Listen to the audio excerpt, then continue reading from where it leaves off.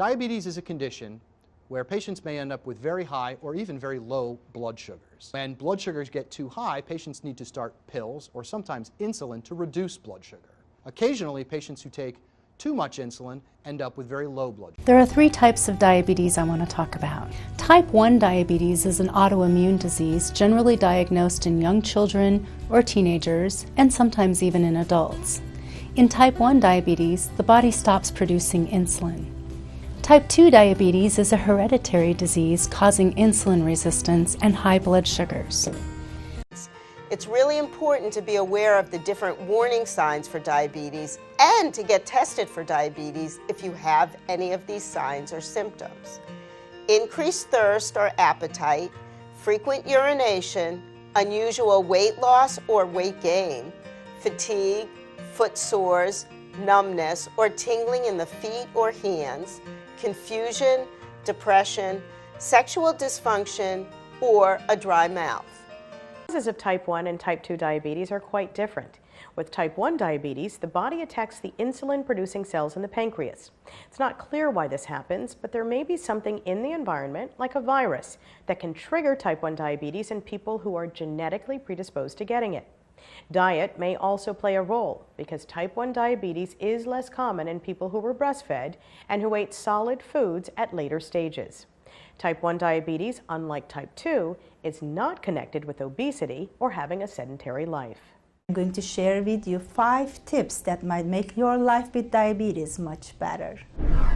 Tip number 1 is knowing your diabetes. It's very important to know what is diabetes and what it can do to your body. If you have never been to a teaching program or you feel like you need a refresher course, please ask your healthcare provider to send you to an official diabetes teaching program.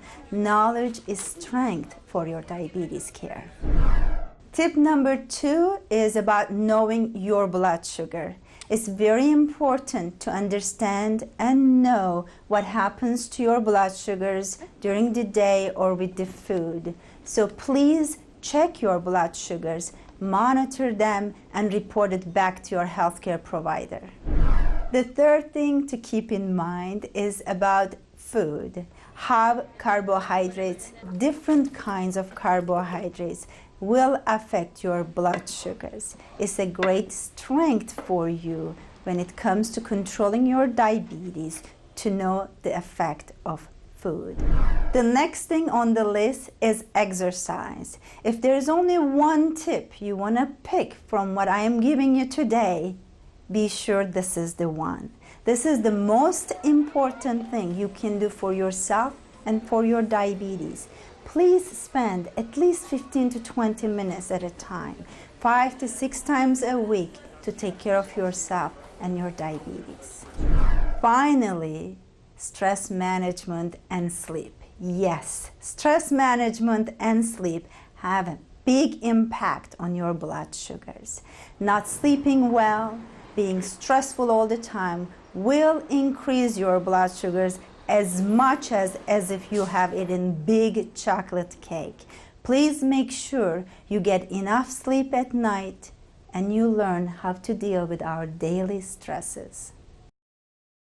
Type 2 diabetes afflicts more than 200 million people worldwide and can lead to potentially deadly complications for many patients. Now, there are positive indications that surgery may be a leading solution when diet and exercise don't work. Dr. Francesco Rubino will review the metabolic changes and the complex relationship between obesity and type 2 diabetes and perform a surgical case as treatment. Learn what advancements are being made in the medical treatment of diabetes with Drs. Judith Corner and Louis Aroni and what the future holds for patients. See what happens when gastric bypass surgery results in a possible remission of diabetes. For treatment of type 2 diabetes, we have got medications which are tablets, we have got medications which are injections but not insulin, and what we are excited about is that they are helping people to not only manage blood glucose very well, they are also helping people to lose weight, they are helping people to protect their kidneys, they are helping people to protect their heart. So These medications are really very promising, and we're getting all the clinical trials are coming out showing very good results.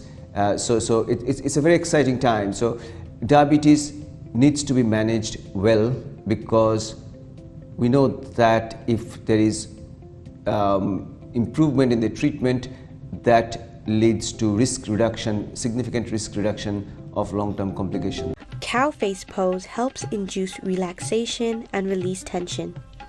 It stimulates the kidneys and relieves symptoms of diabetes. Please remember to consult your physician before starting any new practice.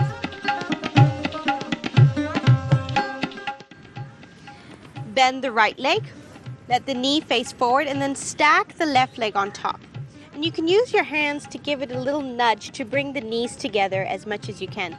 And if the knee doesn't come directly on top of the lower knee, that's absolutely fine. Just bring them as close as you can, and then stay there. Palms onto the ankles. You're going to inhale, lift out of the pelvis, coming nice and tall, and exhale, start to bend forward, allowing the chin to come outside of the knee. Letting the belly press against the thigh. The hips stay grounded into the mat. And then inhale to come back up. And then we'll do the same thing onto the other side. We started the grant with individuals working with personal trainers so that they could gain a level of confidence and feel comfortable with equipment in the gym, learn what was accessible to them, and then we moved to small groups. 2, 3. And the group keeps growing, meeting several times a week for this class. Not everyone here is diabetic, but all are interested in good health. People with diabetes strive to keep blood sugar levels down, preferably around 100, and exercise can help there. Exercise tends to lower the blood glucose level, and also it lowers our weight, and both of those things contribute to keeping your blood sugar under control. Other partners in the Excel program include area hospitals and the local schools. The diabetes education component is so needed in our county. We have lots of diabetics, lots of students that are diabetics, many teachers. What we want to do is promote a more active lifestyle, and so this diabetes education helps us do that. There's no cure for diabetes, but people can live well with the disease. Our bodies were made to move, and when we're exercising, we're improving our health. This is Chuck Denny reporting. Look at, walk down in the aisles of the grocery store. It's overwhelming, the number of food items. To help patients with diabetes make good choices, Lee Health Solutions offers medical nutrition therapy. It consists of one-on-one time with a dietitian. We teach a little bit of carbohydrate counting, whether it's real specific carb counting or generalities of carb counting, making sure that people get adequate whole grains, adequate fruit, adequate dairy in their diet, but not too much to raise their blood sugar. Common everyday foods, even ones we don't suspect, can cause a jump in blood sugar. Fruit, as an example, would be considered a carb or a high carb food in that it has a lot of natural sugar. Milk, we don't think of milk as being a sugar food, but of course milk has lactose, which will of course turn into blood glucose. Grains, I think everybody knows, or most people understand, that if we eat too much pasta, too much rice, the blood sugar goes up.